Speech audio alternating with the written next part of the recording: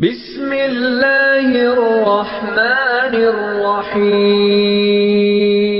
بسم اللہ الرحمن الرحیم نحمده ونصلی علی رسوله الکریم اما بعد۔ روزے کے کفارے کے حوالے سے یہ یاد رکھنا چاہیے کہ رمضان کا فرض روزہ کوئی جان بوجھ کے توڑ دے، کوئی عذر بیماری وغیرہ اس کو نہ ہو،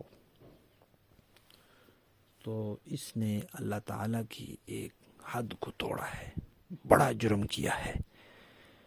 سنگین جرم ہے، بڑا سخت مجرم ہے یہ۔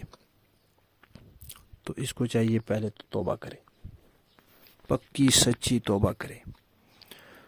اور دوسرے نمبر پر رمضان گزرنے کے بعد کفارہ کے 60 روزے رکھے مسلسل، اور جلدی شروع کرے۔ 60 روزوں میں درمیان میں کوئی روزہ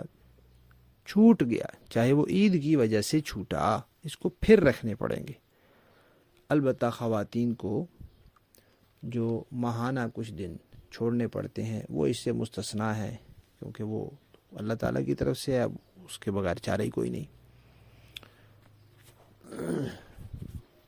وہ دن اگر درمیان میں آ جائیں تو ان کی تو معافی ہے،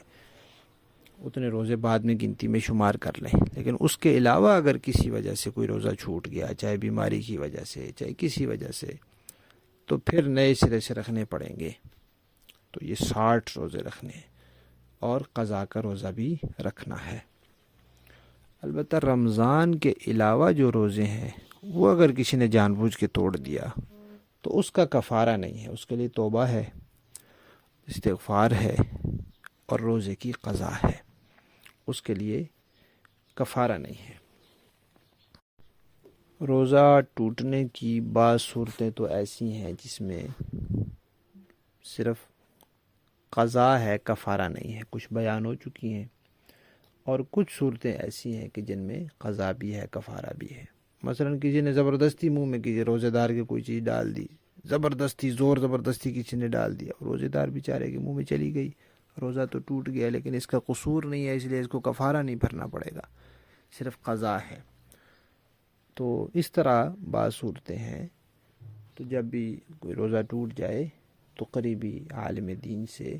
اس کا مسئلہ پوری تفصیل سے معلوم کر لیں، اور اگر اس کی صرف قضا ہے، توبہ ہے، تو قضا کریں، اگر توبہ نہیں ہے، ویسی صرف قضا ہے تو قضا کریں، اور اگر اس کا کفارہ ہے تو پھر اس کا کفارہ بھی ادا کریں۔